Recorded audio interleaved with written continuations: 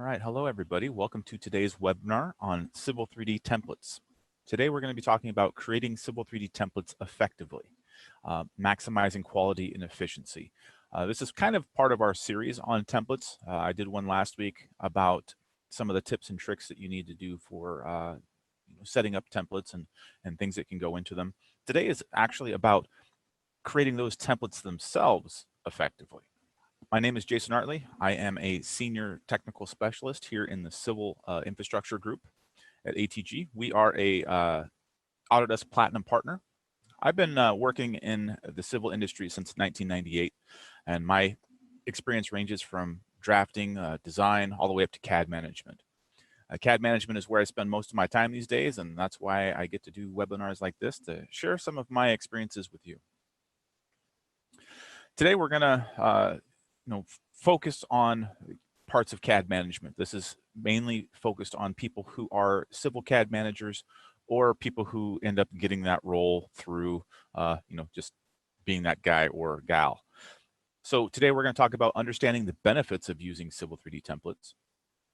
We're going to have a discussion about the cost differences, whether you're buying one or doing one yourself or having your Autodesk Platinum partner do that for you, or buying one out of the box versus, or buying one from another source, or using the out of the box one that comes with Civil3D. We're also going to talk about what goes into a quality template, and then I'm going to demonstrate a few of the CTC software tools that really make template creation easy. So, of course, today we're talking about templates. If you're attending or if you're already attending, you probably already have one or you know that you need one. So why do you need one in the first place? That's what's going to increase the efficiency of our design staff. It's going to increase the consistency of our product, which of course is the key part of this. It doesn't matter how big your firm is, especially, but it gets more important when you have a large firm that has multiple offices. Anything that leaves your office for construction that has your company logo on it should be consistent. And templates are going to allow that consistency. Text will be the same height, alignments and center lines are going to have the same colors, things like that that allow it to be consistent, because that's kind of what we want. If you go to McDonald's and order a Big Mac, you get the same Big Mac no matter what McDonald's you go to. And should you even like Big Macs? I don't, but I like to use that analogy. But that's sort of the thing we're going for. We want that consistency. We also want to increase accuracy. So there are some settings involved with Civil3D that can attribute to the rounding and coordinate systems and things like that. If we're all on a template, we can standardize some of those settings to increase the accuracy of our product, therefore reducing errors. All right. So I mentioned this in my last webinar, but I'm going to show it again. Civil3D Components. Today we're talking about templates, but this is just one piece of the puzzle. We need to know that the template is the one part. We're also going to have the ARG profile, and that's what's going to hold all the basic settings and file paths, things like printer support and template location, support file paths, autosave locations. All those are saved inside of the AutoCAD profile. Of course, we need our Civil3D template. That's going to choose what's going to happen with these AEC objects. Those AEC objects are those things that Civil3D creates, like alignments, surfaces, corridors, and so on. There's also tool palettes where we can put our sub-assemblies, blocks, list routines, polylines. There's so many things you can do with tool palettes. And then, of course, we have our content as well, our pipe catalogs, survey database information and line work code sets, our AutoCAD blocks and things like that, as well as our QTO files. So the template is just one part of the puzzle to make Civil3D work smooth. Now, when it comes to templates, I usually recommend having 3. And this is where the efficiency comes in. If I have to deal with 3, it does make life a little tricky. Now, what I see some firms doing, especially firms that are larger and spread out, is that each firm has their own template, or you know, they've got a user in some office who has their own template, and the larger the firm, the more templates you've got strewn about. And this completely defeats the purpose of having that consistent product. There's you know, user preferences, and this project manager likes to see things a certain way, and maybe you've got a jurisdiction that requires a certain text height or something like that, where you need to have a template. You know, the bigger you are, the harder it is to wrangle this all in one place. And that's where our conversation today about managing these templates effectively really comes into play. So I recommend having those 3 templates. You're going to have one for your survey to create your existing ground conditions and your survey conditions. And then we're going to have a separate template that is just for, you know, our Civil 3D design. And then we're going to have a third template, which is going to control our title blocks, some of our annotation settings, if that's set up for Sheet Set Manager, things like that. And we can narrow those 3 down and have those 3 main templates here. And that's fairly easy to get to. Now, a few minutes ago, I mentioned the jurisdictional requirements. Some jurisdictions, depending on where you are in the country, have their own preferences. And that's where we can use some of the reference template capability to, you know, have our base stuff, and then we can reference in a template that is created for those jurisdictional situations. If you haven't used the reference template capability yet, I will be demonstrating that shortly. It has gotten consistently better over the past couple years. Side note, this is a Zoom meeting. There is chat and there's a question and answer, and one question came in right now. So the first question is, why would I not want a unified template for survey, design, and plan production? And this kind of depends on the firm, right? If I have a unified template, I'm going to end up having survey layers. I'm going to have plan production layers. I'm going to have a larger template that's going to have more layers in it, more content. The file size is going to be larger. I'm going to end up with a lot of unnecessary layers that might not apply at all. So if you're a smaller firm, you can get away with that and it works pretty well. If you're a larger firm and it's spread out, it just makes those templates that much harder to manage. Of course, that's also part of this. If you're a CAD manager that has to do all the template management yourself, it becomes quite a bit. When you split it up like this, you can have a survey, you know, CAD lead help you with the survey specific stuff, or you can have, you know, your production guru sit down and go through that template as well. And it does allow you to share the load a little better. All right. So let's talk about some of these other tips here. There's an order to setting up these templates. We're going to start with layers. We're going to do object, then we're going to set our object layers. And once those are set up, we can do our styles, and then we can set up our command settings to set default styles, and then we'll set our ambient settings. So I'm going to hop right into the software. I'm going to be using Civil3D 2020.3, which as of today is the latest and greatest version. So I will jump right into that. All right, so here is my training template. This is one that we use here at ATG for demonstration. Now, there are a number of ways to get a template, right? I see a lot of firms go through and they set up their template based on an old drawing, and they'll take a drawing that went well, and then they'll erase stuff from it, and then they'll just save that as a template. And I do not recommend that at all. The reason being is that Civil3D, when you get this template, this DWT format, right? This is different from a DWG drawing format. It actually has a lot more going on to it than you would think. And it remembers all the items that were deleted from your drawing. So we want to keep these as clean and as streamlined as possible. And we want to make sure that we don't have any sort of information in here. It's not a save as of something else that's got any line work or text or blocks. We only want to have things in here that apply to the work that we wish to be doing. Okay. So with that, your template should be a DWT file. As I mentioned, this is part of the design template. So I don't want any survey information in here. I don't want, my general annotation layers. They don't need to be in here. We're going to start with layers because that's the preferred workflow.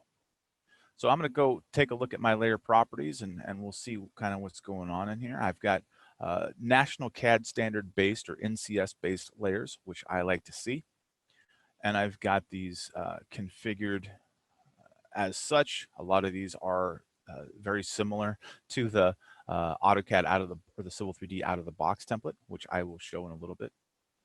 But here I've got the V layers are my survey layers, and these are things that I do not want inside of this particular template. So I can go and try to delete these, and it's going to tell me that these cannot be deleted because there's probably a style or something in here that needs to be taken care of, right? So that's where cleaning up a template makes things kind of difficult. If I go try to find where this V-node bore layer is going to, I don't have an easy way to figure out what that's tied to, what style that be. That could be any of the thousands of styles and settings inside of my template. And this is where, the effectiveness of creating a template comes into play. This could take a lot of time to go hunt down where all these are going. Now I could use the layer delete command and force it to go away, but that can cause issues on its own. And I want to be smart about this. I don't want to cheat the system too much. Now, I mentioned that I'm going to be showing off some of the CTC tools for this, and there is a tool that does exactly what I'm looking for. This V-node bore, if I go through my settings and try to find it, turn off that silly auto hide here, it's probably related to either a description key set or something else. Let's go find out. So I'm going to open up the CIM Manager Suite, and there is a tool in here called Template Tracker. What this is going to do is open up and allow me to find different layers and figure out what they are actually tied to. So if I go find that V-node bore, there we go. It's actually tied to a point style for a drill hole. That would have taken me quite a bit of time to find. So I can go over here and I can swap that layer. I can purge that style. And once that style is purged, then I can just delete that layer here. And it's surprisingly not going to allow me to delete that. That's the joy of a live demo here. So we can continue to go through some of our things and address them. A comment in the chat says, better than layer delete is the layer merge to 0. It will update the style to 0. And that's a good comment. I will be talking about layer 0 and its importance when we get to the object layer portion. All right, so with that, I can use this template tracker to track down all these layers, figure out what things are tied to, and make adjustments all inside of this template tracker. This will also work for text styles. It will work for dimension styles, as well as multi-leader styles. So it really makes working with templates pretty easy. Now, text styles is one where this comes in extremely handy because most Civil3D installs are going to have this SHR text style by default, and it's tied to some existing blocks. I can select all of these blocks and swap their text for something else, and then I can easily get rid of that text style. So this tool alone is going to save you a ton of time when it comes to managing these things. All right. So that's one thing with my layers. Another thing I like to do with my layers, and since we're still getting all these set up, if we're using a national CAD standard, we're going to have a lot of abbreviations, and maybe I don't know exactly what these mean. And the more time that people spend in here trying to figure out what these are, it's going to make every user that touches this template or any drawing that's created from this template, it's going to, slow them down as well. So what I like to do is go through and type out all of the descriptions for those layers. Now, if you've been using AutoCAD or any sort of CAD for a number of years, you've probably seen somebody that had printed out all of the layer list. Maybe they stick that up on their cubicle wall. Maybe they've got a book or something that's printed out where they can refer to those different layers. But if I add that description field in here to each one of my layers, that eliminates the need for that. It also saves paper, because if there is an update to the template, whoever's printed out content, is automatically going to be out of date. So got these descriptions in here. Now, the problem with this is that it's not a super easy thing to do. Sometimes you got to click on it. If you try to double click, nothing happens. You have to click just at the right time to then allow it to type in whatever you want. Or you have to right click and then go to change description. This is a very time consuming and frustrating process when I have 197 layers to deal with. All right. So I want to show you another tool that we can use inside of the CIM Manager Suite, and that is the Layer Boss. I'm actually going to take all of these layers, all 197 of them, and I'm going to kick them out to Excel. So when I start the Layer Boss, let me move this over here. I can have it go through my current drawing or external references. I can include additional drawings, and it's going to compile them all into an Excel worksheet for me. I'm going to just let this thing go, and we'll hit export to Excel. And it's going to save this. I'm going to stick this on my desktop for now, and we're going to go through and I'll just save that there. It'll ask me if I want to open it, and of course I do. So let's go take a look at this. This took all of those layer properties and put them inside of Excel. So I can make any changes I want to do in here. Let's say I wanted to change colors, or as I was discussing, change all my descriptions. I can easily type these in, and it's a much more user-friendly format. I can copy paste. I can use whatever Excel tricks I want. If I needed to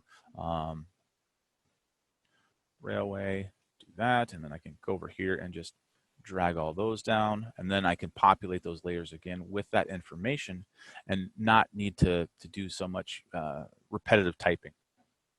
So once this is all configured, I can manage this in here. I can give this to, I can pass this Excel spreadsheet around. Maybe I've got a project manager or something who wants to be involved with this, but they really shouldn't be touching Civil3D so much. Or I can take other information. And then once this is done, I can go in and save this. So I'll save this one here that I've modified. Let's make some more modifications to make it visible. One question is, can Layer Boss show RGB colors instead of the AutoCAD index colors? And yes, it can. So if I had a 192, 132, whatever, it'll add all that stuff in there. Good question. So let's go in and adjust these. Also notice that I've got architectural layers in here that I don't really want. So let's go try to wipe those out while we're in here.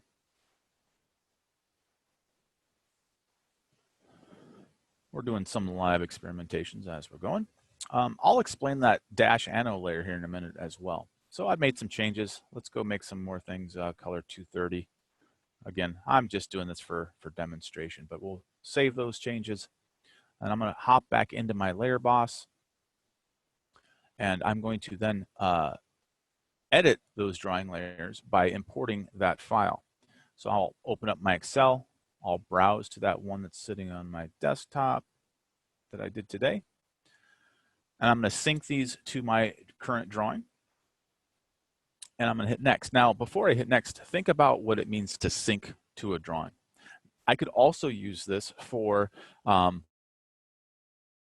changing a drawing back to how it should be. Let's say you've got a user that likes to change colors, but the project and manually.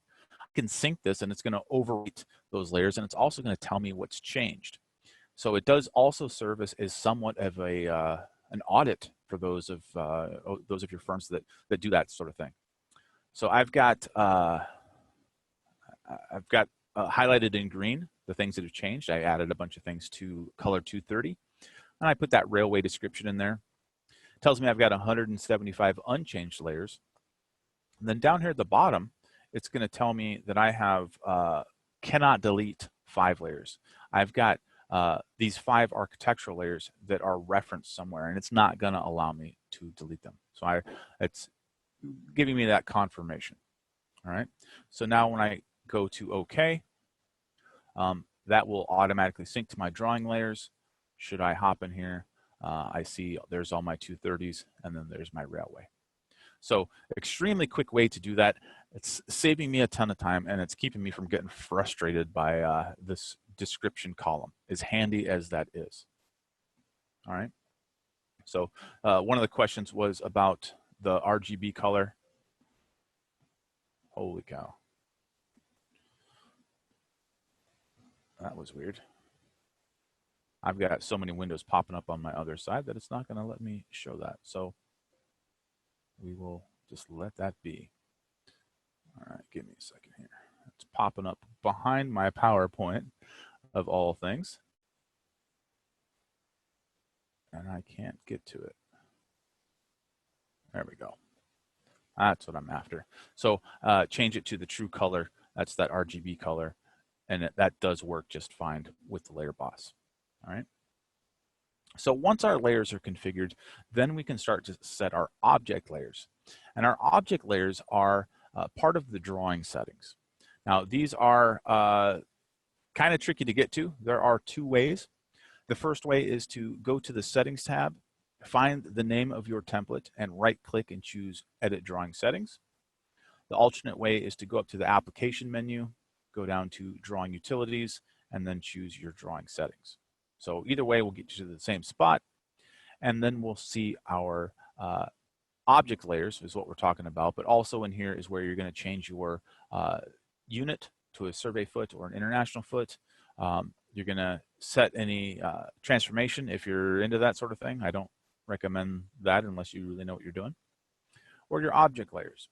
Now, your object layers are what's going to determine where your Civil3D objects are going to land. So if I create an alignment, it's going to end up on C road. If I create an alignment label, it's going to end up on C road text, so on and so forth. Now, these can further be configured for modifiers. So that's what I did with those pipe and those ano layers that I kind of showed you in my layer list. So in my layer list, I have that dash ano layer, and it seems kind of weird, but it's actually just a placeholder.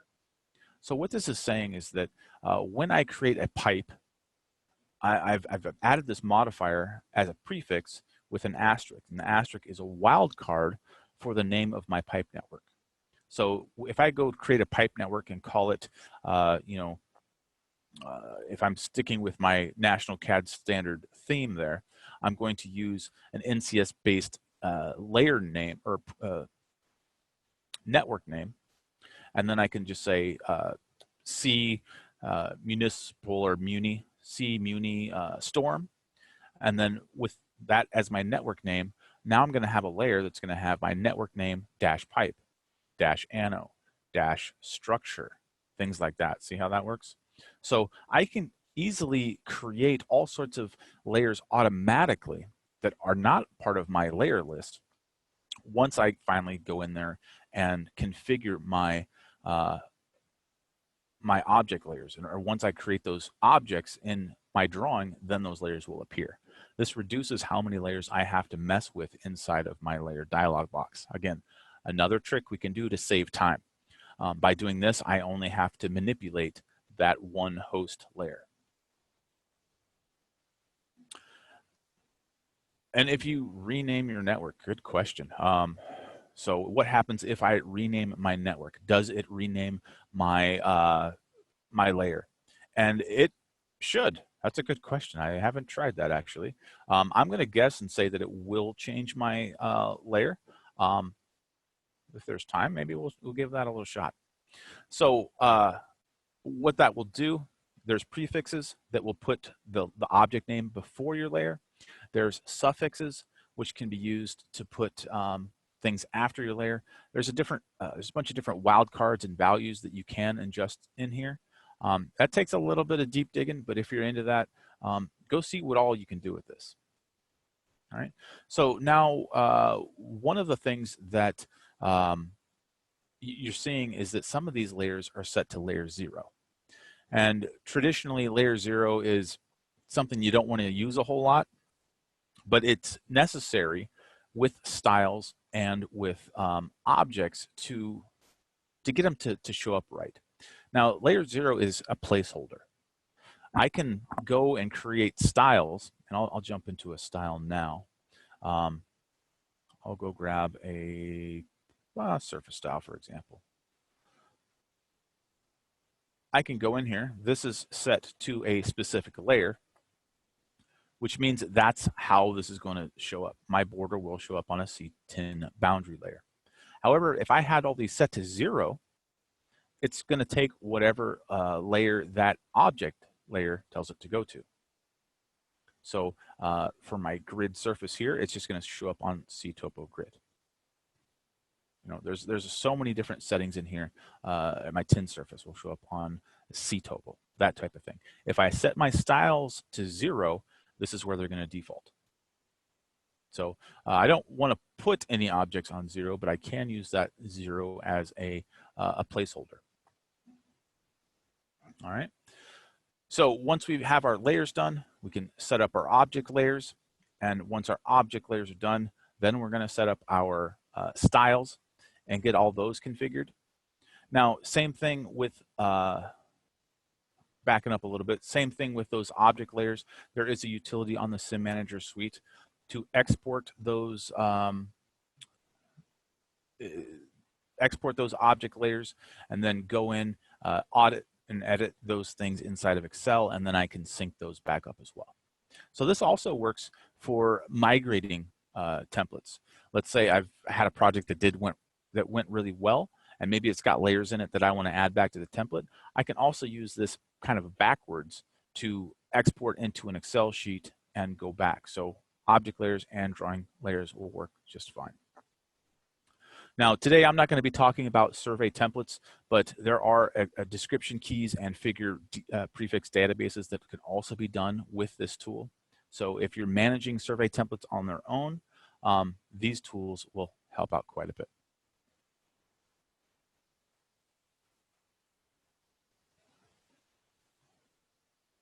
Looking at a question in the chat, if I have both sanitary and storm pipe networks, how do you recommend setting object layers to have them go to the correct layers? So if I had a C storm pipe, a C sandy pipe, C storm structure, C sandy structure, I do use a suffix to separate by name. So what that would be is inside of our drawing layers, when you create your stuff, all you need to do would be, well, since your pipe network itself doesn't know if it's a storm or sanitary, depending on, I mean, you would set your parts list for that, but the pipe itself is going to rely on the network name to differentiate between storm and sanitary.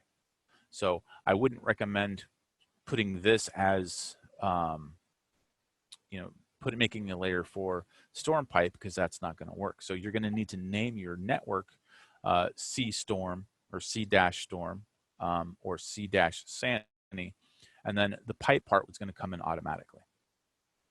So if you've got different networks, then you could change your network name there. So you'd, depending on how you do your projects, I should say. If you've got one network for all of your storm across the project, it's going to work fine. If you end up doing different runs, it's going to end up populating more layers based on every single network you have inside of your project. So that does make things a little tricky. You know, the more networks you have, maybe you've got some junk ones, maybe you've got some design ones. Those are going to end up populating with a lot of layers. So we want to kind of be careful with that stuff. All right. All right, good question. So we've set our drawing settings, we've set up our object layers, then we go set our styles, and we make sure all those are set. And then once those styles are set, we're going to go use the commands to simplify the process. So this is, you know, partially a, you know, not necessarily a efficiency for the template creator, but a template, a question or a efficiency for the user, rather. For my edit or my add surface contours, if I edit my command settings, I can set that default style to be what I want. And when it's set, it's going to save the user a couple clicks. So if I did want to force a certain style to be default, because let's be honest here, there's been times, and I know I've done it, so I'm guessing somebody on the call's done it as well, is you're doing a project, you're just accepting whatever style it gives you, and then you'll deal with it later. If we set up our command settings to default to the styles that we actually want, we can help our drawings get more consistent as we go. Just by assuming that human nature is sometimes just going to click on something and hit OK instead of having to search for the one they're looking for. We can set those default styles in here to make life a little easier. So that kind of goes on both sides. All right. So another thing that I wanted to show when it comes to efficiency is when we have all these created, how are we going to distribute them? And then I suppose this is a little more difficult to demonstrate, but we can talk about it. And that is a lot of firms, especially now with this pandemic thing going on right now, they're forcing a lot of folks to work remotely. And we did a town hall yesterday on remote work. We'll be doing more content on remote work as well. But one thing that we like to see is templates be accessible to everybody at every time, at all times, right? So if I have that template that is on a network, and if I'm forcing people to work remotely, how do I get that template, you know, to everybody so they can work on it from home? And one thing that we like to see is sort of a syncing. So talk to your IT guys, have your have some conversations between IT and CAD management, and we've got other content that we can do when it comes to helping you distribute those templates so everybody has them. Just wanted to mention that. I won't try to demonstrate that. So a couple of things I want to talk about when it comes to this template. I've made some changes. I'm going to go ahead and save this. Now, as I mentioned, templates remember when things are deleted. So I never want to use this for doing my testing. And I want to show you how I recommend testing templates. Now, you can go in and go to File, New, which should force Civil3D to find your template location. And I can create a new drawing from this template, right? So everything in here is going to work just fine. I can do my testing and go from there. However, I want to tie this back and use that reference functionality. That way, if that template changes, my drawing changes automatically. Doing it this way, where I did File, New, I can do my testing, but I would have to make a change in this drawing to figure out what I want, and then would have to go back into my template and change that. So I'm going to go in, and instead of creating that new drawing, I'm going to go to File, New. Again, instead of choosing a template this time, I'm going to come down here to Open and take a look at this. If you hit this arrow, this is normally where you're going to find that Open Read Only. I can open with no template Imperial. All right, so let's try this. We're going to open this one up. It's going to create a perfectly blank drawing for us. There's not going to be any styles in it. There's only going to be, our layer 0. Now I have this drawing that's a blank canvas, and I'm going to call this one. This will be a drawing file. That's, of course, going to go on my desktop. Template testing 4.9.20. Now I have this blank drawing. There are no object layers in it. Everything's on 0. So when I'm in here, I can come up to the Manage tab and I can reference in that other template. If you haven't used reference templates or you haven't used them recently, these came out in, I think, 2017, and they weren't perfect when they first came out, but they've consistently gotten better. I really like how they function in 2020.3. So with this, I can hit my plus sign to find my template file. I'm going to go change that to template, and then I can find that template that I'm working on and create that reference. This will grab all the layers. It's going to grab all the styles, all the settings, and I can simply hit OK. So it's going to import all those things into this drawing. And now I should have object layers are set up that weren't there before. I'm going to have styles. I'm going to have all sorts of things in here. So now I'm going to get that little paperclip icon that tells me it is, in fact, a reference. But now if I create things, let's say I take a polyline and turn that into an alignment. Let's make that, I'm just kind of throwing this in here real quick, but create alignment from objects.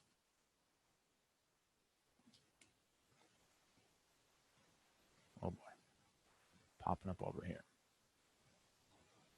I can give it that proposed style. We'll give it all labels. And now I have my alignment style. If I were to go and now change this inside of my template, this is going to update automatically. So now I have a testing platform where I can bring in all that stuff. I can import, I can do data, I can use my data references to a known project and see how all they work. And it won't let me edit these since it's a reference. I'm going to take that back. It will let you edit them. I'll demonstrate this just real quick. If you go try to edit any of these shortcut styles, it will let you go in there and do everything. It does tell you it's a reference template here, but I can go in and just wreak havoc and change all sorts of things. I can, make all these changes, spend all this time in here. Again, today's topic is about spending time. And once I'm done with this, it's going to say, oh, well, that comes from a reference template that can't be edited. Well, you just let me edit it. You just wasted my time. If I cancel this, I definitely waste that time. If I make a local copy, then I deviate from the CAD standard. And if I apply the edits from this drawing session only, then it's going to change the next time I open the drawing. So by doing it this way, I'm just going to make all of my changes inside of my template and not have to change them in 2 locations. All right. So when it comes to creating templates, it takes a lot of time. The more styles you have, the more layers you have, the more jurisdictional requirements you have. It takes a lot of time to put in a template or to create a good template. And part of our conversation today is the cost involved. If you're doing this by yourself without any sort of add-on tool, it can take a long time. Most people who are in control of CAD standards still have some sort of utilization or billable factor that they have to do, and they can't spend their whole time working on CAD management tasks like this. If you were to do a template from scratch and just sit down nose to the grindstone and crank out a template, it's going to take a week or 2 pretty safely. Now we can use some of these tools in that CIM Manager Suite to make that a little faster. If we've already created a template and we need to do some changes to it, that's just going to add to the thing. So how do you maximize the benefits of a template while reducing the cost that it can actually cost you. So what some firms do is they just use the out-of-the-box template. Civil3D comes with a pretty decent national CAD standard-based template. It'll make a project. It might not be the most glorious project. It still needs some love, but it's a decent starting point. So you can take that and populate it with extra things and make your changes, and that's still going to take time. You can buy an out-of-the-box template, or buy it, not out of the box, but you can buy a specialty template. There are some firms or some websites out there where you can buy a template, and ATG will probably be one of them in the next quarter or so, where you can buy a civil-based template and then just deploy it, and you're good to go.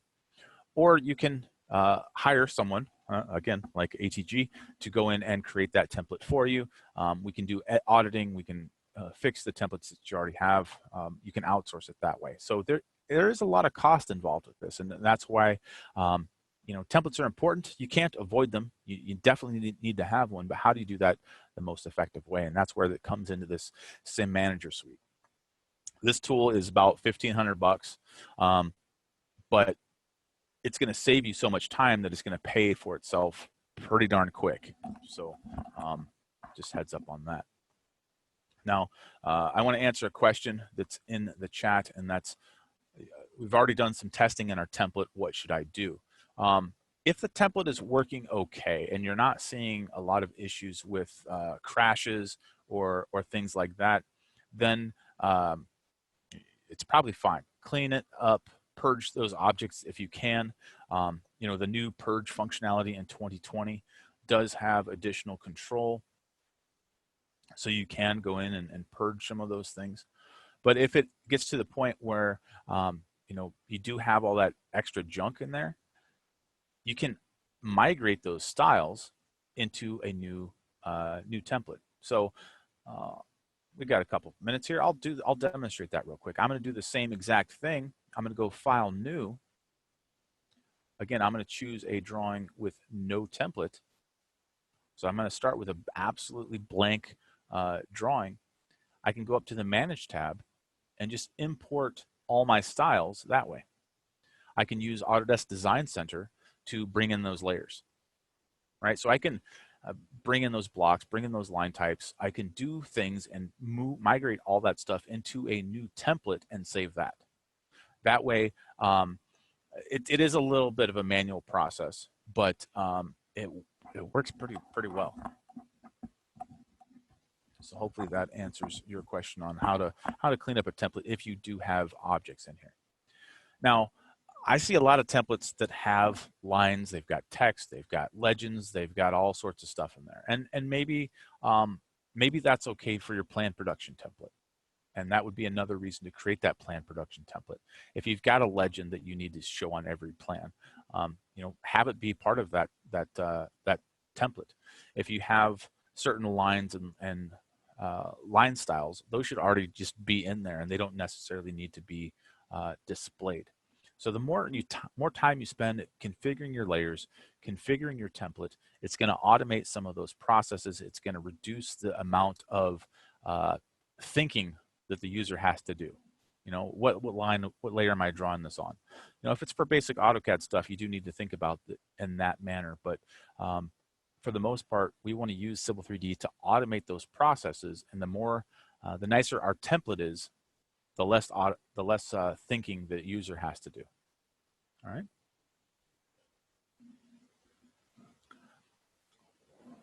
Let's hop back to PowerPoint real quick. Move some things around while I was trying to find my AutoCAD windows. All right, so that tool that I used was the CIM Manager Suite. It contains the template tracker as well as the line type tool, which I didn't show. We've got separate webinars for that. And I showed you the layer boss, where we exported all of our layers into Excel. And then I also mentioned this survey template manager. So an incredibly handy tool. It's very valuable. I mean, it's kind of expensive at $1,500, but the time it saves, it will quickly provide that return of investment. All right. With that, as I mentioned, this is part of our series for templates. It's not necessarily a named series, but we like to do content like this. We've got some upcoming webinars. So you can always take a look at our YouTube channel, youtube.com/ATGUSA. We've got a lot of template content on there. We're also going to have more webinars coming up. The coronavirus, we have had to post doing our keynote virtually to show off some new things from ATG and CTC, and that is going to be next week. Be sure to register for that. And then we're also going to be having another webinar on corridors and custom code sets. So this is another thing where these code sets are part of your template that can really change how your corridors are displayed. So if you're using manual lines and offsetting polylines to show your curbs when you're doing a corridor workflow, let's change your code set to make it in a plottable fashion. Most firms are not using corridors that can plot well. So that's what we're going to talk about with those code sets. And then we've got another one coming up that I'm doing for Bluebeam quantity takeoff. If we've got any Bluebeam review users on the call that are interested in knowing how we can use that for quantity takeoff, register for that one as well. So with that, I'm going to jump back a little bit and say, hey, if you've got questions, feel free to put them into the question and answer box. I got a couple minutes here. Otherwise, feel free to email me, jartley@atgusa.com. Be happy to discuss certain things. If you've got some template troubles you're having and you want us to do an audit of those so we can sort of give you recommendations on things to do, we're happy to do that as well. And with that, we'll wrap up today. I do want to say thank you for your time. Thank you for sharing time with me today to talk about templates and some of these efficiencies that can be had. Stay safe out there. Wash your hands, and we'll see you at the next one.